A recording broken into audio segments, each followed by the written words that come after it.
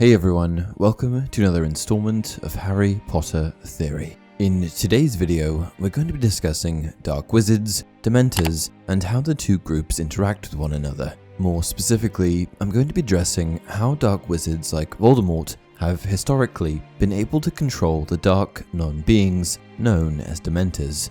In order to better tackle this topic, it's important to first have a very clear understanding of what Dementors actually are, as well as how they behave.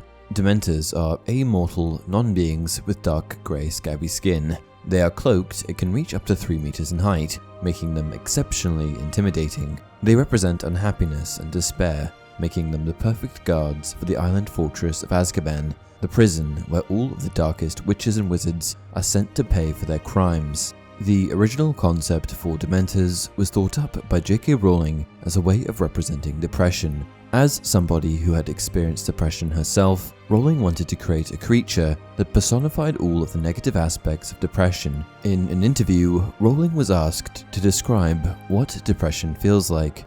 She said the following: "It is that absence of being able to envisage that you will ever be cheerful again, the absence of hope, that very deadened feeling, which is so very different from feeling sad. Sad hurts, but it's a healthy feeling. It's a necessary thing to feel. Depression is very different." And that basically sums up what being in the presence of a Dementor is like. They are like moving clouds of depression and despair. The following excerpt describing Harry's encounter with Dementors in the prison of Azkaban reinforces this definition. An intense cold swept over them all. Harry felt his own breath catch in his chest. The cold went deeper than his skin. It was inside his chest. It was inside his very heart. Harry's eyes rolled up into his head. He couldn't see. He was drowning in cold. There was a rushing in his ears as though of water. He was being dragged downward, the roaring growing louder. And then, from far away, he heard screaming. Terrible, terrified, pleading screams. He wanted to help whoever it was. He tried to move his arms, but couldn't. A thick white fog was swirling around him, inside him. Okay, so now you've got a good idea of what Dementors are, but the question remains, how can Dark Wizards like Voldemort control them? They certainly don't sound like the type of creature that one would be able to control, but as it happens, both the Ministry of Magic, the good guys, and Dark Forces have controlled Dementors at one point or another. As it turns out, Dementors have served for a long time. The Ministry of Magic first hired Dementors back in 1718, when new Minister for Magic, Damocles Rowell, was elected. Rowell saw the Dementors as a potential asset, and rather than trying to get rid of them, felt that he could utilize their abilities at Azkaban, helping to keep dark prisoners in check. Knowing that the prison needed guards, Rowell felt that by using extant non-beings like Dementors, he would be able to prevent endangering the lives of witch or wizard guards. Wizardkind protested the use of Dementors at first, but because of the near 0% breakout rate at Azkaban, people eventually just moved on from the issue. So Dementors ended up being the perfect guards. But why, you might ask now, would Dementors serve the Ministry of Magic? Why would dark, demented non-beings serve the Ministry? Well, there are a few reasons. The main reason was that the Ministry allowed the Dementors to feed on the emotions of the prisoners within its walls. This was one of the primary issues with using Dementors at Azkaban in the first place, as there are certainly some ethical issues to be considered here. The only thing that Dementors want to do is feed, so it makes sense that, if handed to them on a silver platter, they would jump at the opportunity. This was a win-win for everyone, as it also served as an additional deterrent for Dark Wizards not to break wizarding law in the first place. In my opinion, evil witches and wizards were probably far more likely to break laws before the prospect of facing Dementors. The next, and lesser reason that Dementors followed Ministry orders was simply the fact that the Ministry held some level of control over them via the Patronus charm. We see Umbridge leveraging her Patronus to control Dementors in Chapter 13 of the Deathly Hallows.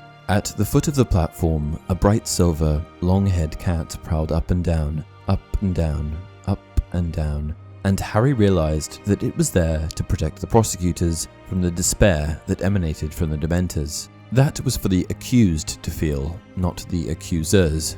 A Patronus charm is produced when a witch or wizard casts the spell Expecto Patronum. There are two types of Patronus charms, corporeal and incorporeal, and the type that a witch or wizard casts will depend on their experience, preference. The more basic form of the spell is the incorporeal Patronus, which assumes no animal form and simply resembles a burst of white vapor or smoke, and the more advanced form of the spell is the conjuring of a corporeal Patronus. The purpose of a Patronus is almost exclusively to ward off Dementors, and its usage dates back many centuries.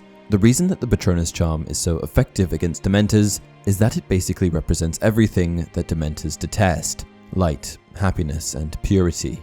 Besides the Patronus charm, there's no real reason that Dementors would follow Ministry instructions, though I am of the impression that if the Dementors did want to take over the Ministry, they possibly could, at least for a little while, as not every witch and wizard is actually capable of casting a Patronus. Now you might be asking, if the Patronus charm is how the Ministry controls Dementors, then how on earth do Dark Wizards control them? Most Dark Wizards are simply unable to cast a Patronus charm, and that's because in order to cast one, you need to harness happy memories. Furthermore, it's dangerous territory for Dark Wizards, as we learn in the tale of Ilias and the Dark Wizard Rixidian that attempting to cast a Patronus charm when you are unworthy has dire consequences.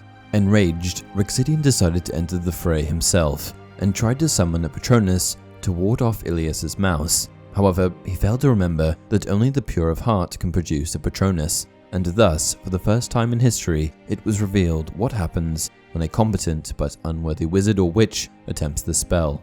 Maggots shot out of Rixidian's wand and quickly devoured him as they engulfed his entire body.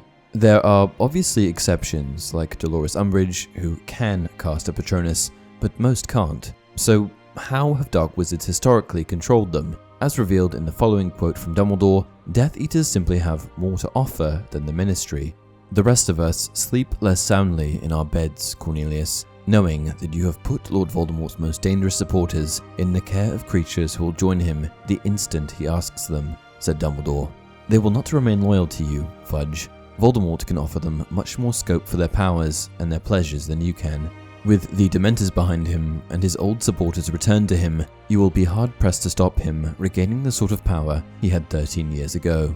If we look at the offerings of each side, good versus bad, in the context of a meal, the Ministry is offering Dementors the souls of corrupt, dark witches and wizards that likely don't have much left for them to take. There isn't much meat left. Prisoners of Azkaban are there for a reason. They've committed atrocities and made sacrifices in their lives at the cost of their soul, some living cursed existences. For a dark creature that thrives on darkness and despair, the soul of a regular witch or wizard is much more appetizing to them, if that makes sense. The Ministry is allowing them to feed on a couple of prisoners. Voldemort is offering them free reign to feed on the entire wizarding population. Furthermore, Dementors thrive in conditions of darkness and despair, and nothing brings despair quite like rule under Lord Voldemort. Quite simply, Death Eaters and Dark Wizards can offer Dementors more than the Ministry, so it's just a logical move for Dementors to switch sides according to who is in or will be in power. Though I must say that I do wonder if the abundance of darkness offered by Voldemort's regime would eventually backfire on him.